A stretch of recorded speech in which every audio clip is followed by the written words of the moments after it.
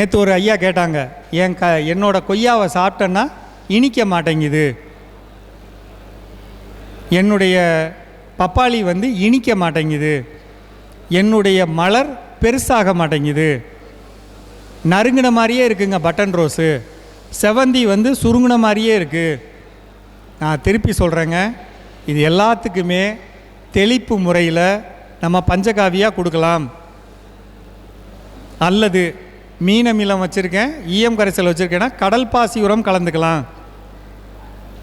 50 மில்லிங்க, 10 லிட்டருக்கு 50 மில்லி அது கலந்து கொடுங்க. இன்னும் ஒரு சில கம்பெனிகள்லாம் இருக்காங்க, அவங்க என்ன பண்ணுறாங்கன்னா எல்லா திரவத்தையும் 50 மில்லியாக போட்டு பாக்கெட் போட்டு வச்சுருக்காங்க. இப்போ இந்த 50 மில்லியாக போட்டதோட நன்மை என்ன அப்படின்னா, இப்போ இந்த எல்லா பொருளையும் 50 மில்லியாக எடுத்து ஓப்பன் பண்ணி உள்ளே ஊற்றி கொடுத்துர்லாங்க. இப்போ 1 லிட்ரு வாங்கி நம்ம மூடியை திறந்தாலே பயன்படுத்தணும்னு நம்ம ஒன்று சொல்கிறோம். பயன்படுத்தலைன்னா அது வேஸ்ட்டாக போகுதுன்னு இருக்குல்ல, அதுக்கு பதிலாக 50 மில்லியா, 50 milli pseudomonas, 50 milli bacillus subtilis, 50 milli NPK, 50 milli azospirillum, phosphobacteria, எல்லாம் 50 மில்லியா அப்படி கூட வாங்கி பயன்படுத்துங்க. ஆனால் பயன்படுத்தணும். கண்டிப்பாக பஞ்சகாவியாக தெளிச்சிங்கன்னா அல்லது நம்ம குழுவில் சொல்லக்கூடிய திராட்சை கரைசல் நம்ம பயன்படுத்தினீங்கன்னா எல்லா விதமான பழங்களும் பழனும் பெருசாகவும் நல்ல இனிப்பு சுவையோடு வருங்க. திராட்சை ரசம்னா என்ன? கருப்பு கலர் திராட்சை விற்கிறாங்க இல்லைங்களா, மேலே தோலை எடுக்கிறோம். 1 கிலோ பழத்துக்கு 1 கிலோ நாட்டு சர்க்கரை கலந்து டைட்டாக மூடி வச்சு அந்த ஒரு இருட்டான ஒரு நிழலான இடத்துல பாத்திரத்தை வைக்கிறோம். 20 நாள் கிடைக்கிற திரவத்தை 10 லிட்டருக்கு 50 மில்லி. இப்போ வாழையிலெல்லாம் அடிச்சிங்கன்னா வாழையோட பழம் நீளமாகிறது, உருண்டையாகிறது, நல்ல வளர்ச்சி வர்றது. இப்போ உதாரணத்துக்கு தரையில் நீங்கள் சத்து கொடுத்து, உதாரணத்துக்கு அது எப்படி இருக்கும், வாழை கொலை தள்ளிருச்சு, இன்னும் 1 மாதம் 1.5 மாதத்தில் நான் அறுக்க போகிறேன், தரையில் கொடுக்கணும்னா நிறையா கொடுத்து அது உடம்பு வழியாக போய் கொலையில் வர்றதை விட தெளிக்கலாம். பஞ்சகாவியாக தெளிக்கலாம், இதை தெளிக்கலாம். இது கூட ஒரு முக்கியமான பொருள் தெளிக்கலாங்க. அது என்ன தெரியுங்களா? எல்லா பயிர்களுக்கும் பழங்கள், காய்கறிகள்,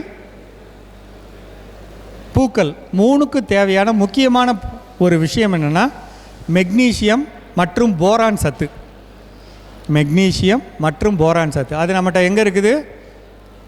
எருக்கலையில் இருக்குது. 200 லிட்டர் தண்ணியில் ஒரு 30 எருக்கலை செடியை பாதியாக உடைக்கிறோம். உடச்சி குட்டி குட்டியாக நறுக்கிறோம், அள்ளி உள்ளே போடுறோம், 5 நாள் ஊற வைக்கிறோம். ஊற வச்ச இலையை அழுகுனதுக்கப்புறம் மேலே இருக்கிறத எடுத்து கீழே போடுறோம். இருக்கக்கூடிய தண்ணியை 5 லிட்டருக்கு 5 லிட்டர் கலந்து மேலே தெளிக்கலாம், அப்படியே எடுத்து கீழே ஊற்றலாம். இல்லைங்க எங்கள் ஊரில் எருக்கலை கிடைக்காது, சிவப்பு எருக்கோ வெள்ளை எருக்கோ எனக்கு கிடைக்கல, இப்போ நான்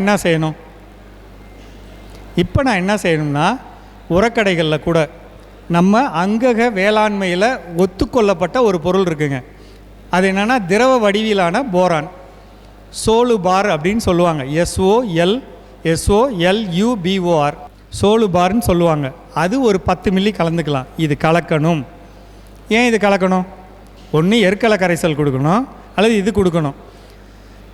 தென்னையில் தேங்காயோட சைஸ் எனக்கு பெருசாக கிடைக்கணும், முறையான வடிவம் இருக்கணும், தேங்காயோட வடிவம் இருக்கணும், பெருசாக இருக்கணும், ஓடு பெருக்கணும், உள்ளே இருக்க சதைப்பற்று பெருக்கணும் அப்படின்னு சொன்னால் நம்ம கொடுக்கக்கூடிய பொருள்களோட இதை சேர்த்துக்கலாம்.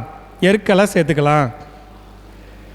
எருக்கலை கரைசலை கீழே கொடுக்க 1.5 மாதத்தில் உங்களுக்கு வித்தியாசம் தெரியும். அடுத்த வெட்டில் நீங்கள் வித்தியாசம் பார்க்கலாம்.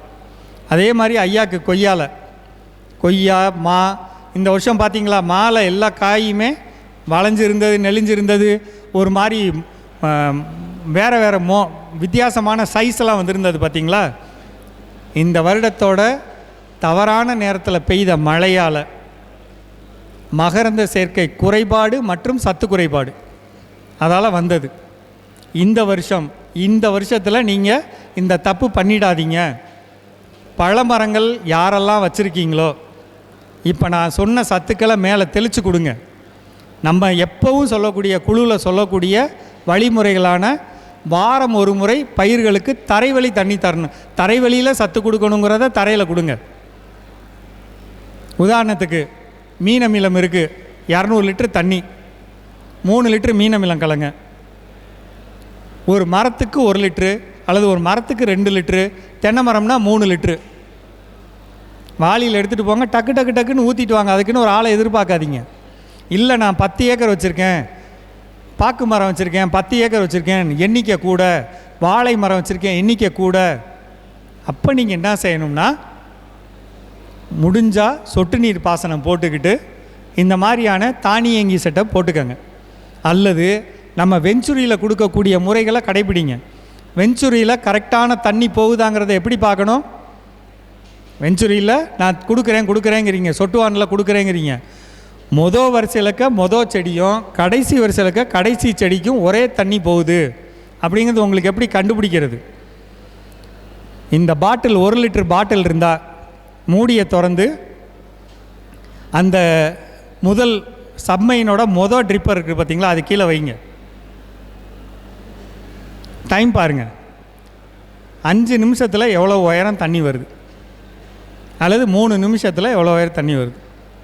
இப்போ இந்த பாட்டிலை இங்கே வச்சுக்கிட்டு இன்னொரு பாட்டிலை அங்கே கொண்டு போங்க, கடைசியில் வைங்க. அதே 3 நிமிஷத்தில் எவ்வளவு தண்ணி வருது? ரைட்டா சாமி? ரெண்டும் ஒன்றா வரணும். ஒன்றா வரலன்னா இங்கே வேல்வை அட்ஜஸ்ட் பண்ணணும். கிணத்துக்குள்ளேருந்து அல்லது போர்லேருந்து வரக்கூடிய தண்ணீர் பைப்புக்குள்ளே போகிறத முறைப்படுத்தணும். அப்போ தான் சமமாக தண்ணி போகும். இந்த கவனம் வச்சுக்கோங்க.